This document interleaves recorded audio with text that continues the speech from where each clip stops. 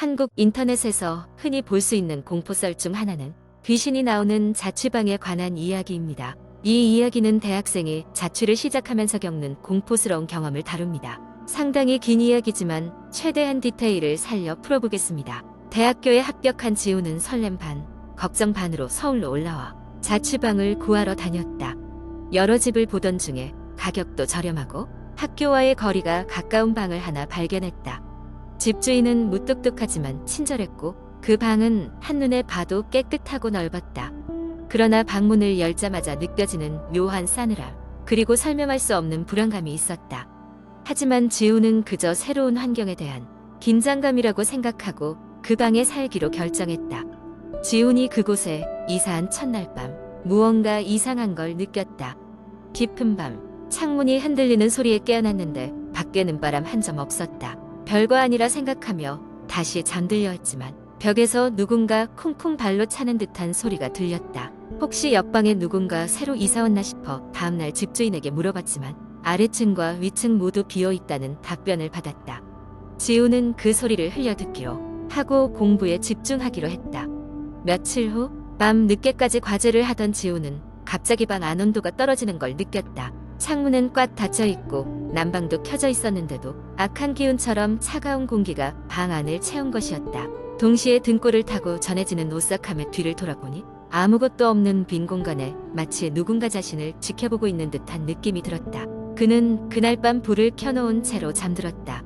그런 현상은 시간이 지나도 계속됐고 지우는 점점 지쳐갔다.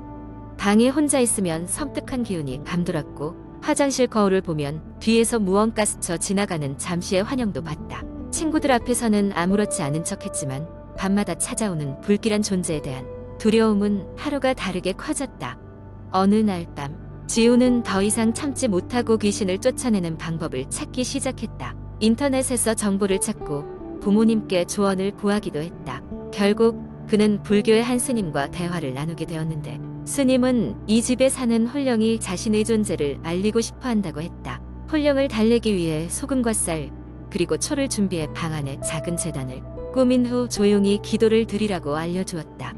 지우는 그대로 실행에 옮겼다. 제단 앞에 앉아 진심을 다해 자신이 여기서 편히 살고 싶다는 것을 빌었고 시간이 흐르자 방 안의 기운이 조금씩 누그러지는 것을 느꼈다. 그날 밤 지우는 오랜만에 편안하게 잠을 잘 수 있었다. 시간이 지나면서 그는 더 이상 이상한 소리를 듣지 않았고 차가운 기운도 사라졌다. 결국 그 집에서의 생활은 평온을 되찾았고 지우는 그곳에서 졸업할 때까지 큰 문제 없이 지낼 수 있었다. 이후 그는 그 경험을 통해 많은 걸 배웠다며 사람들에게 집을 고를 때 나쁜 기운을 무시하지 말라고 조언하곤 했다. 이 이야기는 인터넷에서 자주 회자되며 많은 이들이 자신의 경험을 더해가면서 더욱 무섭고 복잡한 이야기로 발전하곤 한다.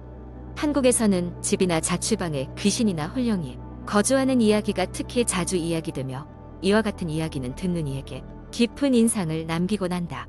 두 번째 이야기. 몇 년 전 친구들과 여름 방학을 맞아 특별한 경험을 해보자고 이야기를 나누게 되었다. 친구 중 한 명이 인터넷에서 흥미로운 이야기를 들었다며 서울 근교에 있는 오래된 흉가를 제안했다. 그곳은 이미 여러 도시 전설과 괴담으로 유명한 장소였다. 우리는 처음엔 반신반의했지만 호기심이 두려움을 이겼고 결국 5명이 그룹을 이루어 그곳을 찾아가기로 했다. 흉가는 산속 깊은 곳에 위치해 있었다. 인터넷에서 얻은 지도와 정보를 바탕으로 우리는 낡은 길을 따라 차를 몰고 숲속으로 들어갔다. 해가 지기 시작할 무렵 드디어 목적지에 도착했다. 오래된 목조 건물은 외관부터 음습한 기운을 뿜고 있었다. 창문은 모두 깨져 있었고 여기저기 스산하게 피어오른 덩굴들이 을씨년스럽게 건물을 휘감고 있었다. 건물에 들어서기 전부터 이상한 기운이 느껴졌다. 문을 열고 들어가자마자 오래된 나무 냄새와 곰팡이 냄새가 코를 찔렀다. 플래시를 켜자 벽에 걸린 낡은 액자가 눈에 띄었다.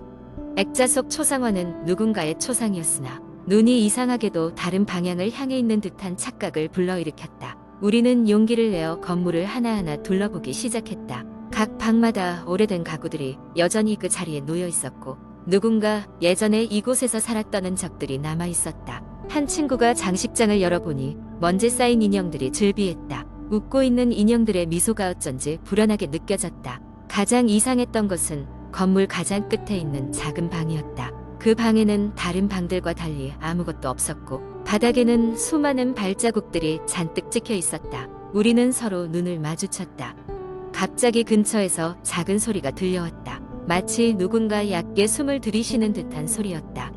우리 중 한 명이 용기를 내어 소리가 난 쪽으로 다가갔다. 그 순간 누군가의 손이 그의 어깨를 강하게 잡아당겼다. 우리는 깜짝 놀라 곧바로 플래시를 그쪽으로 돌렸지만 아무것도 보이지 않았다. 단지 남겨진 것은 그 친구의 겁에 질린 얼굴이었다. 그는 자신이 분명히 누군가의 손길을 느꼈다고 했다. 우리는 서둘러 그 방을 벗어나기로 결정했다. 그러나 문을 나서자마자 건물 전체에 걸쳐 이상한 것이 느껴졌다. 마치 누군가가 우리를 지켜보고 있는 듯한 기분이었다. 그 순간 복도 끝에 서 있는 희미한 형체를 보았다. 그 형체는 우릴 바라보며 움직이지 않았다. 우리는 공포에 질려 건물 밖으로 도망쳤다. 밖에 나오자마자 우리 모두는 어딘가에서 들려오는 울먹이는 소리를 들었다. 어느새 우리 주변은 완전히 어두워졌고 그 소리는 끝없이 계속되었다. 심장이 미친 듯이 뛰었다. 우리는 서둘러 차에 올라타 그곳을 빠져나왔다. 서울로 돌아온 이후 우리는 인터넷에서 그 흉가에 대한 더 많은 정보를 찾아보았다. 그곳에 살던 가족이 어떤 비극적인 사고로 사라졌다는 이야기와 함께 종종 그 집을 방문한 사람들이 이상한 경험을 했다는 글들이 많았다. 그날 이후 우리는 그 흉가에 대한 이야기를 쉽게 할 수 없었다. 그리고 다시는 그런 어두운 체험을 시도하지 않기로 했다. 이 이야기는 단지 하나의 흉가 체험일 뿐이지만 우리가 그날 경험한 공포는 지금도 우리 마음속 깊이 남아있다. 그리고 종종 그 집에 누가 살고 있는지, 정말 그곳이 저주받은 장소인지 궁금증을 자아낸다. 돌아보면 그때의 경험은 단순 한 장난으로 시작된 것이었으나 우리에게는 잊을 수 없는 공포의 밤으로 남게 되었다. 세 번째 이야기. 어느 날 저녁, 대학생인 민수는 늦은 시간까지 도서관에서 과제와 씨름하고 있었다. 책상에 앉아있던 그의 시계 눈자정이 가까워지고 있었고 도서관은 점점 더 조용해졌다. 유일한 소음은 간간히 들리는 책장을 넘기는 소리와 겨울바람이 창문에 스치는 소리뿐이었다. 다른 학생들은 이미 귀가했지만 민수와 몇몇 학생들만이 남아있었다. 민수는 가까스로 과제의 마지막 페이지를 작성하고는 피곤한 몸을 이끌며 도서관을 나섰다. 건물 밖은 이미 아무도 없었고 가로등 불빛만이 쓸쓸하게 도로를 비추고 있었다. 민수는 버스를 타고 집으로 가려고 했지만 그 시간이 되니 막차가 이미 떠나버렸다. 하는 수 없이 그는 걸어서 집으로 가기로 했다. 그러려니 하고 발걸음을 옮겼다. 걸음을 옮길수록 거리에 한기가 몸을 파고들었다. 무심코 그의 주변을 둘러보니 언덕 꼭대기에 오래된 저택이 하나 눈에 들어왔다. 민수는 그곳을 지나쳐 집으로 가야 한다는 것을 깨달았다. 평소에는 대수롭지 않게 지나치던 길이었지만 그날따라 저택은 마치 자신을 향해 무언가 말하는 것처럼 느껴졌다. 호기심과 함께 알 수 없는 불안감이 그를 사로잡았다. 저택을 지나칠 무렵 민수는 갑자기 등 뒤에서 인기척을 느꼈다. 고개를 돌렸지만 아무것도 보이지 않았다. 잠시 걸음을 멈추고 귀를 기울여 보았지만 바람 소리만이 귓가를 맴돌았다. 심장이 조금씩 빨리 뛰기 시작했다. 민수는 다시 걸음을 재촉했다. 얼마 지나지 않아 민수의 휴대폰이 꺼내진 채로 진동했다. 화면을 보니 알 수 없는 번호로부터 문자가 와 있었다. 뒤를 돌아보지 마세요. 그냥 지나가세요. 라는 짧은 메시지였다. 민수는 사색이 되어 주변을 둘러보았지만 여전히 아무것도 보이지 않았다. 장난일 것이라고 생각하며 민수는 발걸음을 재촉했다. 하지만 그의 마음은 이미 불안감으로 유동치고 있었다. 그의 머릿속에는 다양한 생각들이 스쳐 지나갔다. 혹시 친구들이 장난치는 걸까?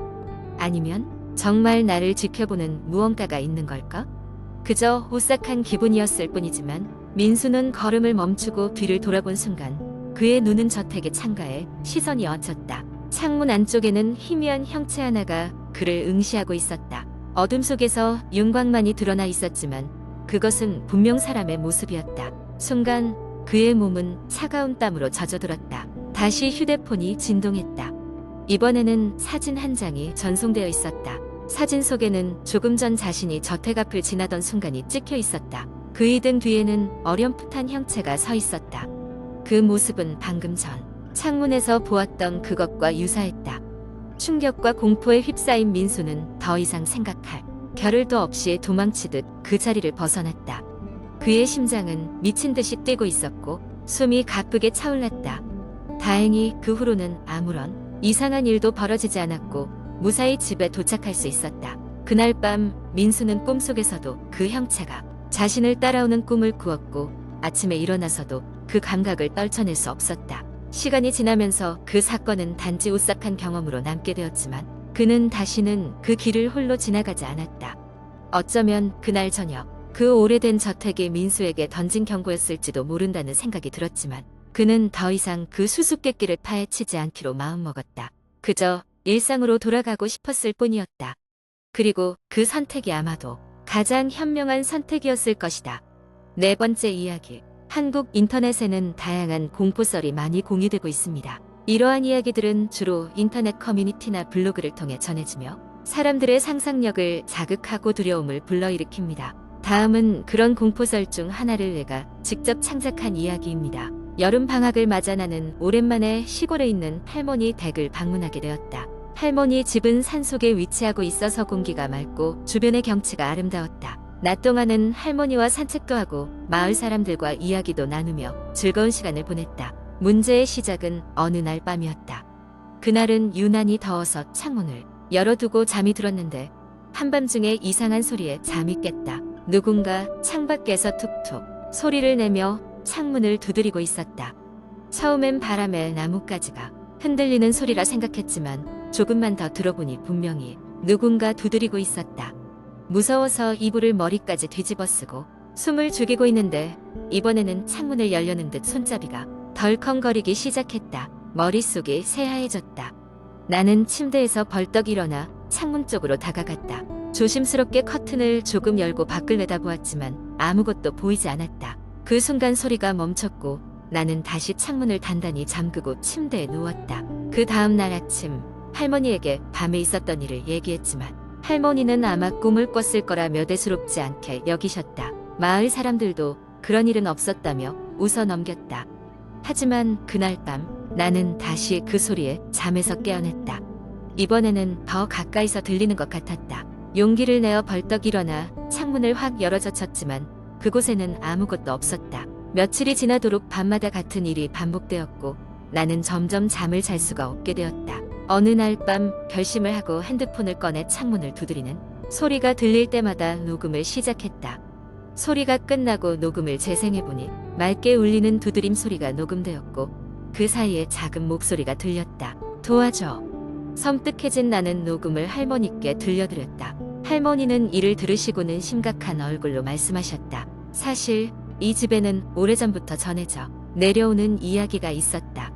나의 증조할머니 시절 이곳에는 한 아이가 살고 있었고 그 아이는 어느 날 밤 실종된 후 돌아오지 못했다. 마을 사람들은 모두 아이가 산속에서 길을 잃거나 강에서 빠져 죽은 것이라 생각했으나 그 후로 아침에 아이의 목소리가 간간히 들린다는 소문이 돌았다. 나는 그 이야기를 듣고 소름이 돋았다. 진정한 해결책은 아이의 영혼을 위로해주는 것이라 여긴 나는 할머니와 함께 아이가 있던 장소에 작은 제단을 마련하고 초를 밝혀주었다.